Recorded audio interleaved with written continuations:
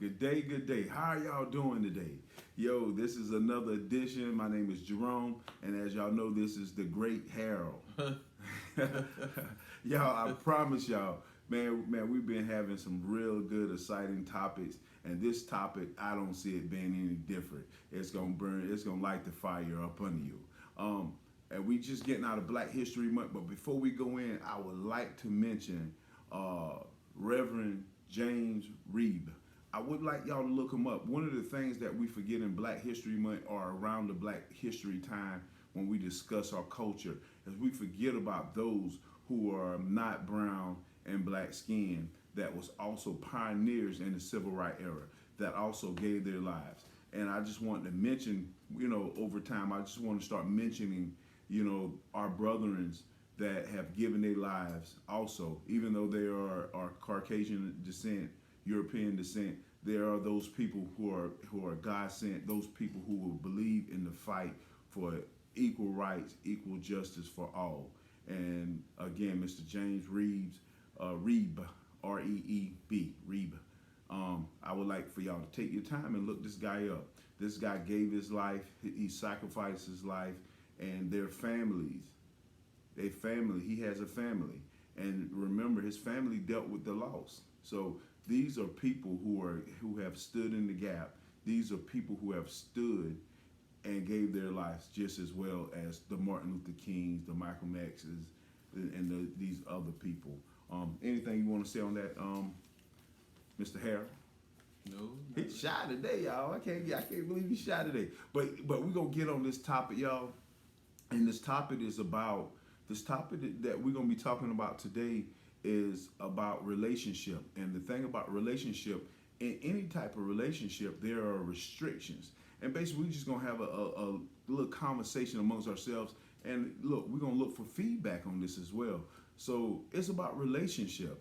A lot of times in relationships, we find ourselves in a situation or in a place where a lot of relationships, especially in our culture, our marriages, our relationships with our jobs, our relationships with our children, our relationship with just friends. We're losing the battle in these relationships because a lot of times we don't understand that in these relationships there are restrictions. And because we don't understand in these relationships that there are restrictions, we tend to either cross the boundary line of those restrictions, or we tend to even push a little too hard on these restrictions. And this is something that we have to really get to understand about restrictions. And I'm gonna relate it back to the Bible, how God put restrictions on His people. Even in Genesis with Adam and Eve, with Adam, he was given restrictions in the beginning. Here is this garden in the Garden of Eve, in Eve, Eden. Here's a tree. I don't want you to eat of this tree. He had those restrictions in the beginning. Any type of relationship has restrictions. The foundations of relationships is restrictions. And we're going to kind of go into that and talk about that. And man, I wish that we had a round table so we can actually talk about it, because restrictions. And I know it sounds bad, but all restrictions ain't bad. Restrictions can be used to order your steps, to order your life, to guide you, to keep you out of harm's way. Restrictions is a tool that can be used, bad or good. And I guess that sometimes we get so used to people using those restrictions in a negative manner, we forget the greatness that comes out of restrictions. It's almost like when we hear the word discipline. When we hear the word discipline, we think of negative. But discipline isn't a negative word. Discipline is a real positive word. If you got discipline in your study, that's positive. But for the long period of time, when we hear discipline, we think of corporal punishment. We think of lashings, whipping, beatings. Y'all know your mama about to discipline you. You about to get you about to be disciplined at school. But no, it's not. It's not all negative. And we have to start understanding that discipline, along with restrictions, isn't so negative as we've been grown up or grew up to believe it is. Anything you want to say on that? I agree with you. I don't know, when I was growing up, it wasn't called discipline. What it was called? It's called whooping. Got them. Is it you got whoopings? We got whooping. beatings. Yeah, they're whipping and beating. They We got discipline. beatings. Heard discipline when we went to school. Discipline you. I was like, come on, I take that. Nah, don't call my mama. Don't call my mama. Just go and give me that discipline. Nah, but for the most part, it is something that we have to start maturing in and growing up with. That discipline and the restriction isn't a negative thing in our lives. But let's jump right in it. First thing I would like to say is that in relationships, restrictions are the foundation of a relationship. What do you mean? Restrictions determine what type of relationship that you have with a person, your job, your mother, your father, your children, even if you go out and get a loan. If you got a loan with a company, the restrictions of that loan determines what type of loan you have. So many times we get caught up and we get bent out of shape because we have restrictions. And I'm starting to realize that in our culture, in the relationships that we are forming, so many of us, including myself, we fight against restrictions. And what end up happening is when you fight against restriction, you end up having a dysfunctional relationship. That's why so many times, it confused me because I talked to several people and it's kind of weird that, in the case, and I'm gonna just use an example, a wife could be running late with her husband, but be on time with her job. Now, if the husband says, "Hey, let's be on time," one of my restrictions is that I like to be on time. Now, once that restriction has been violated, then there becomes a dysfunction at that point in time, and that's where we begin to struggle at. Is when the dysfunction occurs after the restriction has been violated in that relationship. On a job, you give you an example. If you're on a job and you have your job have restrictions, you need to be here at a certain time. You need to be dressed accordingly to the dress code. You need to make sure that you're respectful to your peers and your associates. You don't have a lunch break before 11:30. You don't get off until 3 o'clock. Those are all restrictions in order to maintain maintain a kosher or maintain a healthy relationship with that job. Now, once those restrictions begin to be violated, then your relationship with your job become dysfunctional. Once the relationship with your job become dysfunctional, then this is where the hard part comes in at. Once the relationship becomes dysfunctional, once you violate the restrictions, then there are consequences for you not being able to adhere by those restrictions. There could be suspension from your job. It can be written reprimand, verbal reprimand, or it could be even as terminated. Those things occur once you become dysfunctional with your work relationship. Now we can move that into relationships with your children. Your children in your house. You have restrictions for your children. Must be in bed by 9 o'clock. Must eat your vegetables. Must do your homework. Those restrictions are there to put in place to guide you to a healthy situation, a healthy relationship in your life. Now, what happens when your children violate those restrictions? What are your consequences for them violating those restrictions? What do you do? What punishments do you offer your? And I know y'all don't fire your kids now. Y'all don't be firing your kids out here. Nah, man, Harold, don't have them fire the kids. Yeah. But at the same time, what do you put in place in order to ensure that the restrictions of that relationship is moving accordingly to what you believe is the right way to raise your children? We can move it from that point, and we can actually end up leaving your children character husband and wife and husband. And as I said, used the analogy earlier about the husband saying, "Baby, I like to be on time."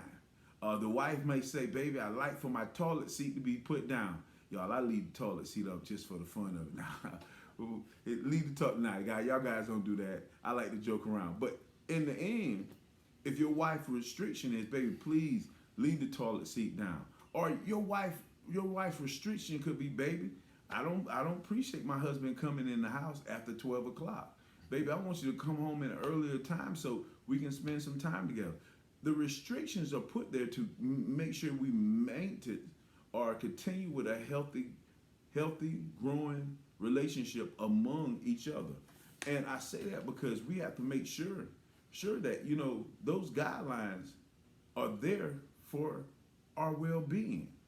Now, you might feel some type of way. "Oh man, I'm a man. I live in this house. I pay these bills." But you must have in your mind to respect the other person's guideline. When you're on your job, you respect the job guideline. When you with your children, you respect the restrictions and guidelines there. When you with your husband, or wife, you have to make sure you respect their restrictions, because everybody have restrictions, and we have to make sure that we're abiding by these restrictions. Now, there are some crazy restrictions out there. I'm telling you, there's some crazy ones out there. And I'm going to tell you this right here. Determine whether you get involved with, say, relationship based on those restrictions. If you believe that you can't abide by those restrictions, or you don't have that respect level for those restrictions, then you shouldn't get involved in that relationship. For example, if you're on the job and your job say, "Hey, you need to be here by 8 o'clock in the morning," and you don't wake up to 12 in the afternoon, then that job isn't for you. Because what's going to end up happening is you're going to violate that restriction, and it's going to cause dysfunction, and that dysfunction going to lead to you being terminated from your job. So we have to make sure that in those restrictions, that there are restrictions that we're willing to accept. A lot of times I see people in fraternities and sororities. It's amazing how we can abide by certain restrictions in certain things, and in other things we refuse those restrictions. And the crazy part, I've seen restrictions in fraternities and sororities more serious than restrictions at your house. But we will abide by the restrictions in the fraternity or sorority and fight against or rebel against the restrictions in your home. So we have to make sure that we also, with the restrictions, we have to make sure we also looking at the fact, are these restrictions, am I rebelling against these restrictions because I feel like I don't want to be here? Or am I rebelling against these restrictions because I feel like they're too hard? Am I rebelling against these restrictions because it would change me from the thing that I love? And that thing that you love could be something bad, or it could be something good. But sometimes in relationships, we have to give up something. We have to give up something. I don't know anybody in any relationship that's not, I don't know, I'm saying that wrong here. I don't know of anybody that would want to be in a relationship that is not willing to give up anything. Because when you're in a relationship, when you in a relationship, you should be willing to sacrifice or give up something to ensure that relationship is strong and healthy. Anything? It's quite a few things you said in there. I'm gonna probably start with when he says restrictions. I know a lot of people probably hear that and it's like a jolt to your ears and to your emotions. You're probably like, "Ooh, restrictions." And with myself, I look at them more as standards and rules, because you got standards and rules everywhere throughout the Bible, throughout the Word, from God to us. And to me, some of it's restrictions, some of it's standards, and some of it's just rules that y'all agree on to help your relationship with whoever work. One thing he was talking, the example he gave, he said about the job. And he said, when you get the job, you go in, they got rules, you got to follow the rules. If you don't follow them. But see, one thing that we talked about earlier, and that I think a lot of people are not honest with, is when some people get jobs, they want the benefits of the job, meaning they want the check, but they don't really want the job. So the job says, "Hey," they sit down with you as a Mr., sister, brother, so-and-so, "this is what we require." And you looking at that list like, I know good and well I ain't gonna do all that for the amount of money they give me. But I don't have nothing else right now. I want this job. I want that check. So I'm gonna say yeah, knowing good and well you going into that relationship with false intentions. Your intentions is just to get the benefits of the job, but not put in the work to reap the benefits. It's called so reciprocity.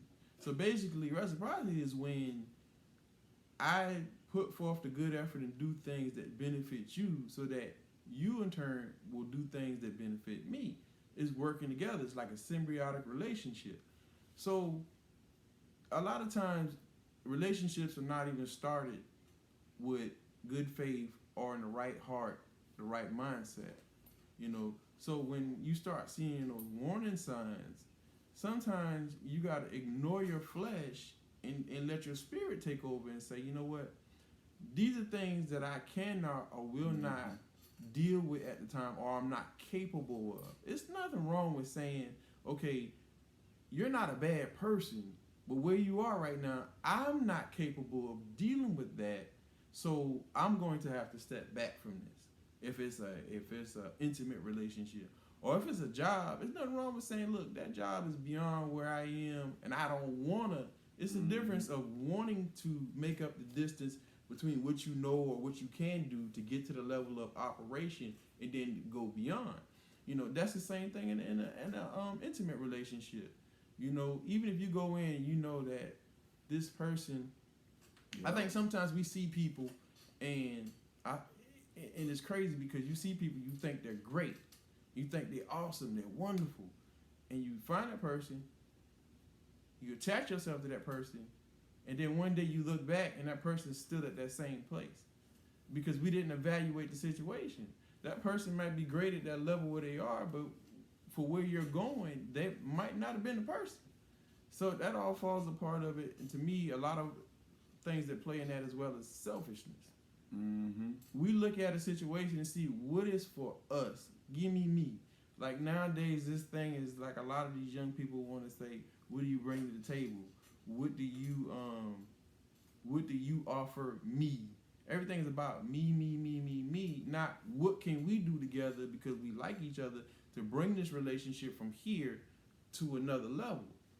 Everything is about what can you give me, not about making each other better or stronger, or do you challenge me? Do iron sharpen iron in our conversations? And then every conversation, every relationship that you come into is not always, you know, one that needs to go to the next level. Sometimes it's a friendship that you got to evaluate that thing and say, is this a friendship or is this a relationship as an intimate one? Because sometimes God gives you people not for you to go around and, oh, it's my girlfriend, boyfriend, whatever. Sometimes that person and you are the only two that can reach each other, and that you hear, and that can get in there and say, hey, you need to fix that. But then we don't evaluate the situation correctly and say, I like you, we like a lot of the same things. And then you get entangled spiritually with this person, so it's hard to break away, but you weren't compatible spiritually, you were just compatible in a true friendship type way. And it's a lot of different things when it comes to the friendships and the things that you were talking about, the restrictions. And to me, restrictions and boundaries go together, because without restrictions, without boundaries, you can be abused. So if I don't have any boundaries in my life, if we so-called have an open relationship, then I can go do whatever I want, you can do whatever you want, and that relationship is not going to work. But when you sat down together, and you know, every relationship probably has some unspoken, you know, boundaries, some unspoken restrictions, some unspoken rules, but you got to sit down and communicate. Communication is a building block of a relationship, regardless if it's for a job or whatever. When you go for that job, they don't sit there and say, well, look, we hiring for a forklift driver, and you here, so we gonna hire you. You're right. Give you the keys to the forklift and walk off and say, you know, you hired, you in the system, you good. All we need is your name and stuff. Do you handle your relationship like that? Your job don't handle it, so why would you handle your relationship like that? Why not sit down in the beginning and say, hey, this is who I am, this is where I'm going, I believe in God. This is what God expects of me, and this is what I expect in my relationship because this is what God has shown me. Amen. This is what I desire out of my relationship if we're going to be in a relationship together. Then at that point, you and that person can say, well, you know what? I can deal with this. I can deal with that. I can't deal with this. Well, the things that you can't agree on or deal with, you got to say now, can we come up with a compromise? Can we meet in the middle? Is it something so detrimental that we can't grow together? If it is at that point, that's at the point where you sever it. And No hard feelings. And we have to get to the point where we're not afraid. We're not afraid to let people know what are our restrictions and requirements. Mm-hmm. I think a lot of times we tend to accept things knowing that we're not going to accept it, and we have to make sure that if you're at that job and you know you can't accept that, you know that's below your standards. It's okay to say I'm not going to accept this and walk away. It's okay to accept that because we still have to remember God will provide. I think a lot of times we get so afraid that it won't be there in time that we tend to accept and go along with whatever that's below and beneath our standards and requirements and restrictions. We have to make sure that we're still believing in God will provide. We still have to believe that we're trusting that God will provide. I also want to touch bases on one of the things he said. He was talking about abuse. When you don't have those things in place in a relationship, one or both people walk out of that relationship feeling like they're abused. If you want to find where there was a miscommunication of standards and requirements and restrictions, look for those people who has been abused spiritually, emotionally, and physically, and mentally. Look for those people, and you'll find out where the lack of communication. You'll find out the lack of standards. You'll find the lack of restrictions. But if you look, and I also want to add this part in, and I'm kind of skipping around, but at the same time, you have to start looking for those. He also mentioned something about this guy job. I'm gonna tell y'all this right. You may not believe this right here. Sometimes you'll be on a job, and there's a guy who will get promoted before you get promoted. Doesn't necessarily mean he can do the job better than you can, but he may be holding the restrictions better than you can. He come to work on time. He's in place on time. He's in meetings on time. He's doing the job. He's not complaining about it. He's operating accordingly to the restrictions and guidelines that's been put before him. You might be better at the job that he is, and whatever the product you're making or whatever you're on your job and you're required to do. But at the same time, who's holding the standards of restrictions and requirements to the T? I also want to bring up, because sometimes we say, oh man, yeah, that's relationship. But when we go into talking about the relationship with the Father, with God, where's your relationship with that? It's kind of hard to see a person on the carnal side struggling with requirements and restrictions, but then at the same time seeing them excel with restrictions and requirements with God. It's kind of hard to see that, because what you do on one hand, you shouldn't do different on the other hand. You should be able to toe that same line. God give us restrictions. God give us restrictions. You know, I sit back and it's different, a little different after the going on after the pandemic, because we have so many people who have fallen away from the church. And a lot of people are falling away from the church because of restrictions. A lot of people found out during the pandemic just how rocky their relationships were. Because, you know, a lot of people were living in two different households, and then when the pandemic hit, they got stuck in the same household for, 2-3 weeks, a month.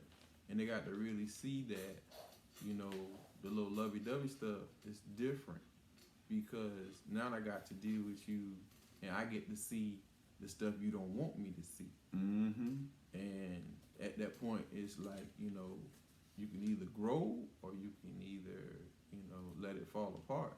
And we do, and it's even beyond the pandemic, people still do that. A lot of times, one of my friends say, that when people are dating, they always put their best foot forward, and then after, they got you in a exclusive relationship or you get married, they fall off because now they feel like I don't have to do all that because I got them. And I've heard people say stuff like that. Well, And then that's a facade. well, one thing is too, here, dating and getting into a relationship, the restrictions change. Mm-hmm. It does. It changes. We're just dating, but now we're in an intimate or we in some type of mutual relationship. So those restrictions change. That's why I say a lot of times we got to open, like you was talking earlier, opening up that line of communication, because you have to know what that person's restriction is. You have to know. You have to know what their requirements is. You have to know, because if you don't know, when you get in a relationship, when your relationship evolve or mature or grow, or you get that commitment, those restrictions changes. Where okay, you out with your friends, y'all just dating, but you out with your girlfriends at night at 3:00 in the morning. You come home at 4. You come home at 4, and now you're in a relationship. It doesn't fly anymore. It doesn't work anymore. It has grown. It has changed. And I think a lot of times we don't want change. Or even clothing. Yeah, even clothing. Absolutely correct. Absolutely correct. That woman don't want that man wearing them tight pants no more. Or that man don't want that woman wearing that shirt half off her body anymore. Those restrictions change. He says, "Hey, baby, you done got my attention. Baby, I don't want you. You don't need to try to get anybody else's attention. You got mine. You got mine, baby." So you have to remember that thing. And we talked earlier about Adam and Eve in the garden. They were given all rights to the garden. They was given all rights to the garden. And the one restriction that they had was, do not eat of the tree of good and evil. Knowledge, good and evil, right? Mm-hmm. Of good and evil.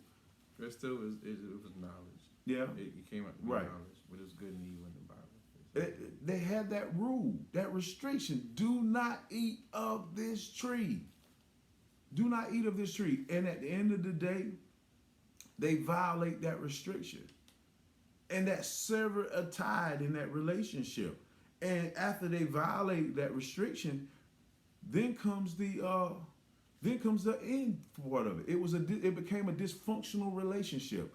It became so dysfunctional, they were spirit led and ended up being flesh led. They ended up being put out the garden. A lot of things came from that. We look at let's look at Lot and his family. They was given restrictions. One of his main restrictions was don't look back. And a lot of these, and I'm saying this because a lot of these restrictions are pretty simple. A lot of them are pretty simple. I mean, if you in a marriage and your husband say, "Hey, baby, I don't want you out at 3:00 in the morning," how hard is that? What is out there for you at 3:00 in the morning? I heard a friend tell me. He said please don't be upset with me. I'm pretty sure he don't mind, because anything and anything that can be used to help better people or teach people, grow people, he's okay with that. His wife was going out of town with some friends over the weekend, over a week, and his wife said, "Baby, I don't need to be gone from you that long. I ain't going with them girls that long. I got a husband home. Why am I going to stay with them forever and a day? I got a husband home. I go with them for a day or two, but I'm coming home to my husband." That's the respect line that comes into, that's the boundary line, that respect, that boundary line. That wife realized, "Hey, I got a husband on mine. I don't need to be out here." So there was no consequences for her violating the restrictions that the family have gone to become accustomed to. But see, that's where communication to me comes in, because I think we have lost the dating and courting aspect of relationships. Back in the day where they had to come to each other's house and sit down in front of the parents, and that's where you did most of your courting at. But the communication to me, because y'all have to establish y'all environment, y'all atmosphere. how it's going to operate. Mm-hmm. Because I can't do the things the way him and his wife do it and take it into my relationship because it's not gonna fit. It's not we gonna got fit. different personalities. That's 4 different personalities in 2 different relationships. So you got to figure out how it works in your relationship. Just like my relationship with God and your relationship with God, we can learn from each other's relationship, but they're 2 different relationships. I'm in a different place with God, and you in a different place with God. And sometimes you higher than me, and I'm higher than you. It just depends on where we are in our life and our walk with God and the Word and how we apply it. So it's the same thing with a natural relationship. Like, he's my friend, but there's other people that he's friends with, their relationship ain't the same. And all of us could probably get together, have a great conversation, laugh, joke, go fishing, do whatever together, but the relationship will never be exactly the same. They'll be similar, somewhere around each other, but they'll never be the same. But that communication is what you need to have for that relationship to flow. It's not going to flow. Like, y'all could be saying the same thing and be on 2 different pages.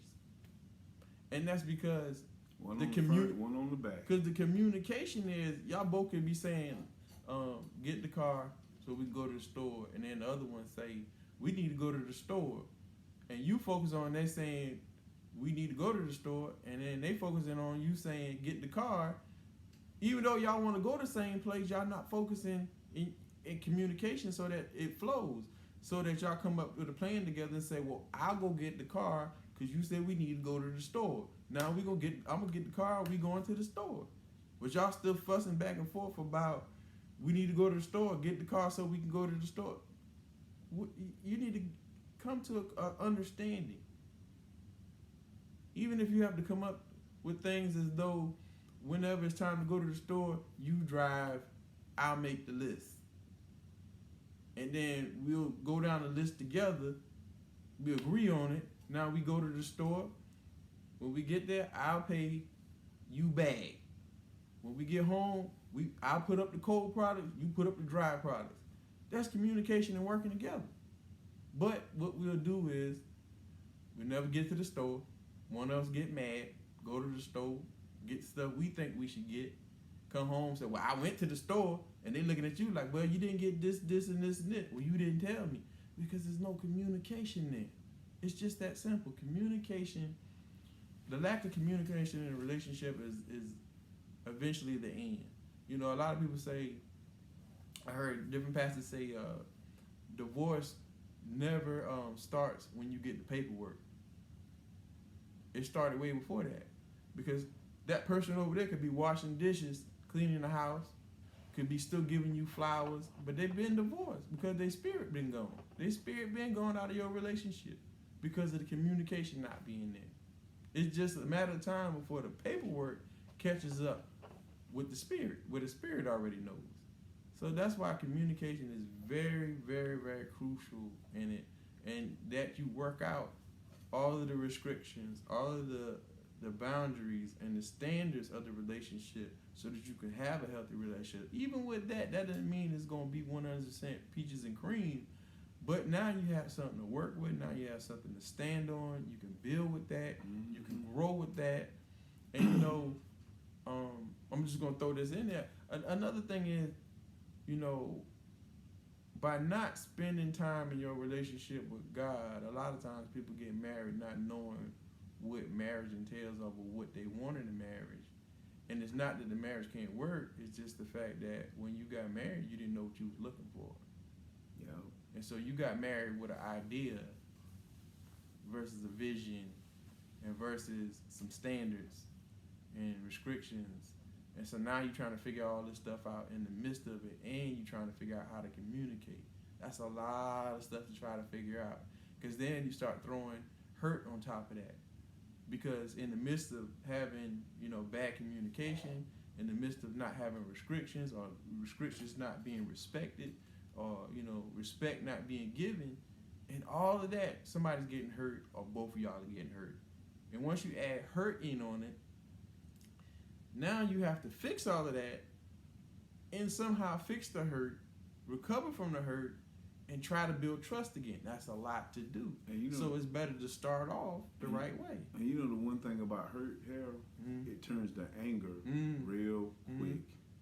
It turns to anger real quick. Yeah. And Harold talked about the restrictions and the foundations and all the things that helps a healthy marriage. But do y'all know that God, having a good relationship with God, being able to accept His restrictions and guidelines helps you with your marriage? Do you know learning how to communicate with God on a daily basis help you with communication in your marriage? Man, y'all, we have so much to talk about on this right here. But we're beyond 35 minutes, and unfortunately, time seemed to go by so fast. But I'm telling y'all that we're gonna keep poking at this one, because this restriction, this relationship thing is very important. And I know if we learn how to start accepting other people's restrictions and guidelines and where they are, and operating within the guidelines that God and restrictions that God has given us, man, we'll see God in our lives. We'll start seeing how things are supposed to operate, how things operate in an orderly manner. I mean, there's restrictions on planting seeds. We talked about seeds several weeks ago. You just can't throw them on the ground. You just can't. Some seeds you can, some seeds you can't. Some seeds you have to bury a little deeper than other seeds. Some seeds you don't even plant. Some seeds you plant, you just have to plant certain types of the year. There's restrictions on even that. But go ahead. Well, you talking about the seeds. To be honest with you, when you start having healthy relationships, your life will change. And I'm gonna show you how it relates to His seeds, because you're planting seeds in that relationship in the start of it. Now, when it begins to germinate, the actual actions and repercussions of what's going on is your harvest. That's it. So if you start planting good seeds and having good relationship, you reaping good harvests. Amen. And that's of God. So the same way, that's how God bless you. He bless you through everything. So you can't just say, well, my life's already good. Your life, we may never get to the point where God is like, that's what I had for you. You got all of it right now. Because we're forever learning, ever growing, and our situations forever changing. It's go like we said, going from glory to glory. So once you get through with this glory and you got it good, you think you're great. And then you figure out one day you wake up, you're like, man, it's rough. That's because you went to the next level. And God got something even better for you.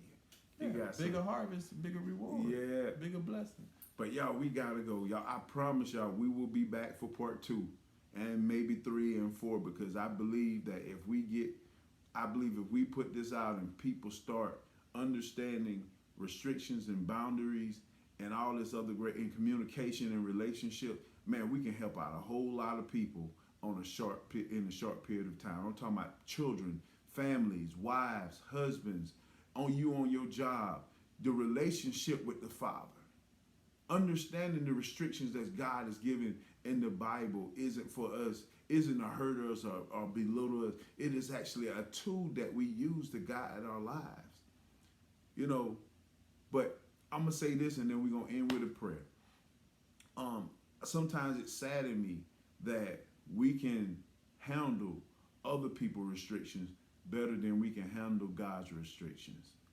We had on our jobs, we'll deal with their restrictions better than we can deal with the restrictions that God has given us for eternal life. We go to colleges and schools and all these other places, and we can deal with their restrictions. But when God gives us restrictions, it becomes a problem. It becomes a headache.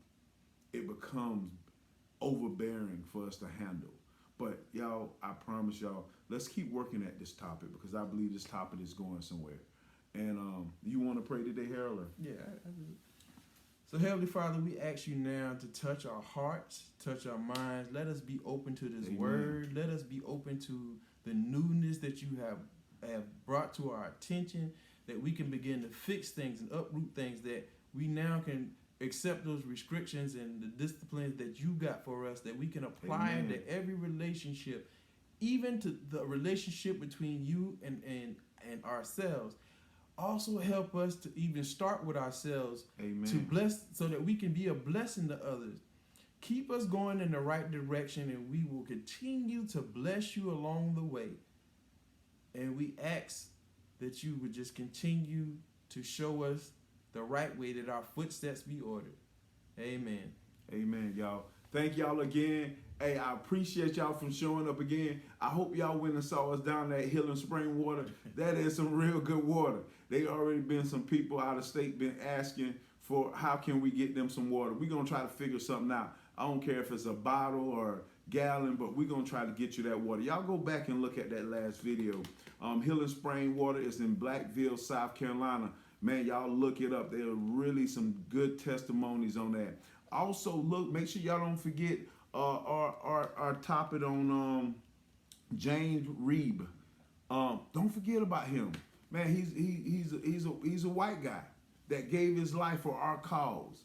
I know we celebrate so many Black African Americans and Black Americans and descendants of Africa and descendants from this land too. We celebrate so many of those people, but let's not forget about those people who laid their life down for us as well. Man, I'm telling y'all, man, God is really blessing us. God is really moving us forward. And man, I'm telling y'all keep looking, and I'm telling you, it's a little warm here. I got on a sweater. The furnace need to take it off. But y'all have a blessed day, and we'll be back to y'all with part 2. And make sure y'all give the comments. And a shout out to Mr. George. I'm not gonna put his last name out. He got the name correct. What was Barabbas' first name? A lot of people, he actually said he thought Barabbas' first name was Barabbas. But a lot of people don't realize Barabbas have a first name. And that's the reason why they say Jesus of Nazareth. And I'm gonna leave it right there. Y'all take the time and study a little bit. But that is our Easter topic that we're gonna be talking about, Barabbas. He's very important. But we're gonna work on this topic right here, because this relationship is gonna help you in your life. In God's name we pray. I hope y'all get something out of this. Y'all be blessed until next time. Thank you.